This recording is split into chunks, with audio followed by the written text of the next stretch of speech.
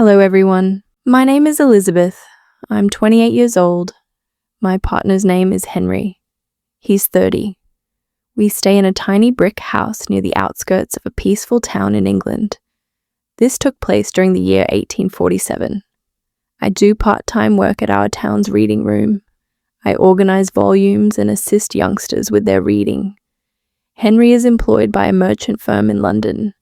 His position requires him to journey frequently, often for several days, occasionally for an entire week. I constantly feel lonely during his absence, yet I have faith in him. He's caring and tender. He never fails to bring me modest presents, a band for my locks, sweet syrup, or a slim volume of verses. I believed our existence was secure and joyful.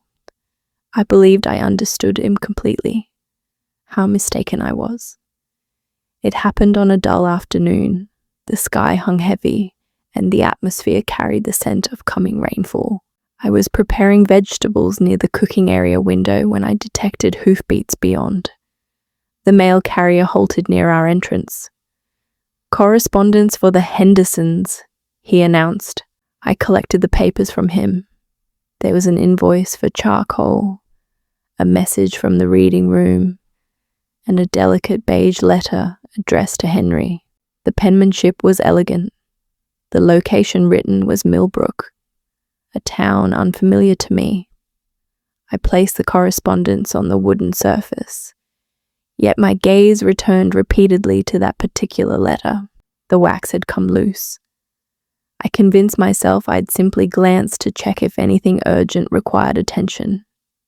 I unfolded it. Within lay a tiny portrait. Henry rested on a timber seat in a garden.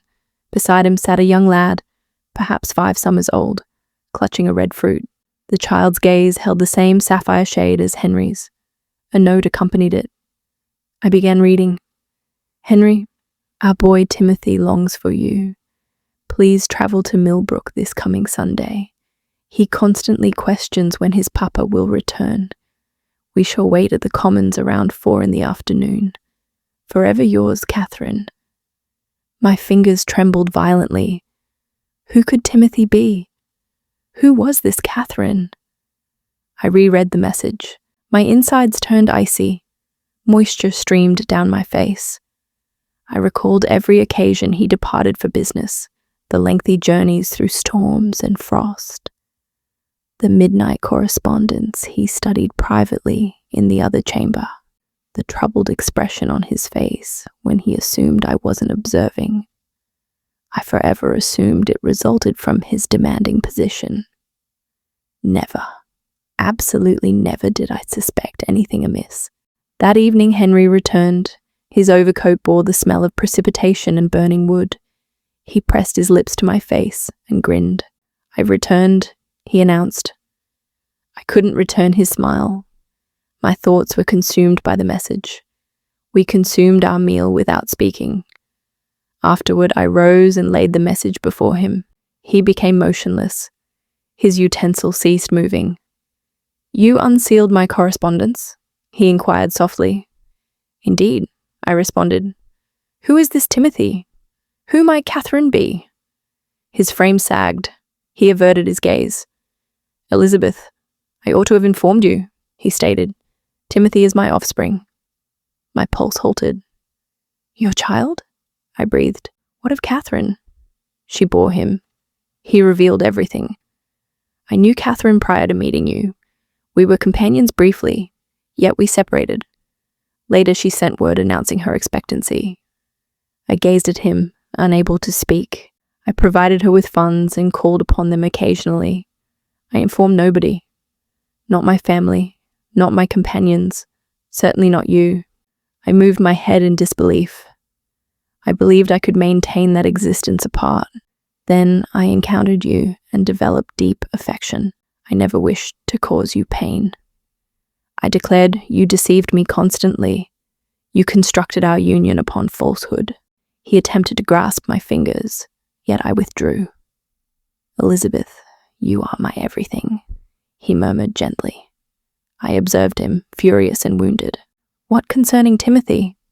Does Catherine understand about my existence? Negative, he confessed. She assumes I journey for employment. I considered the small child awaiting his papa, unaware of his other family. You must go to your boy, I stated with determination. Please, Elizabeth, go. He gathered his belongings slowly. His fingers were unsteady. Upon reaching the doorway, he turned and whispered, I cherish you. I remained silent. The entrance shut behind him. I lowered myself onto a seat and wept bitterly. Moisture flooded from my vision. It seemed as though my entire universe was shattering. I couldn't hold the agony within. I felt adrift, isolated, and utterly exhausted. For many days, I scarcely consumed food or found rest. My spirit suffered for the existence I assumed I possessed, for the gentleman I believed I understood. Henry dispatched me messages. He claimed he yearned for me and would abandon Catherine. Yet how could I place trust in a gentleman who concealed a youngster from me?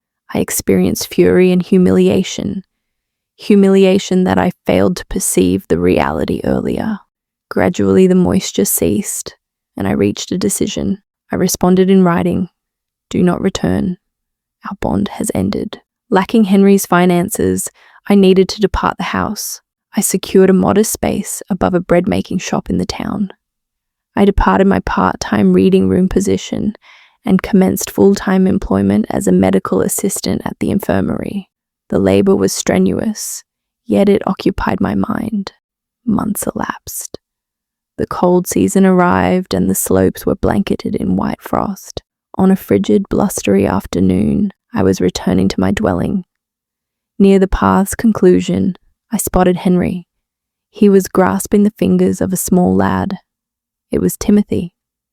Henry appeared more aged and weary. Our gazes connected. His contained deep regret. I offered him a slight melancholy smile and continued past. I didn't glance backward. That evening, I positioned myself near the glass and observed the white flakes descending. My spirit was damaged, yet I remained present. I had endured. I possessed greater strength. Should you be suffering, remember these words. You possess the ability to endure. You possess the capacity to mend. And you possess the power to create an existence that genuinely belongs to you. If this story resonated with you, please press a like, leave a comment, share widely, and subscribe to our channel.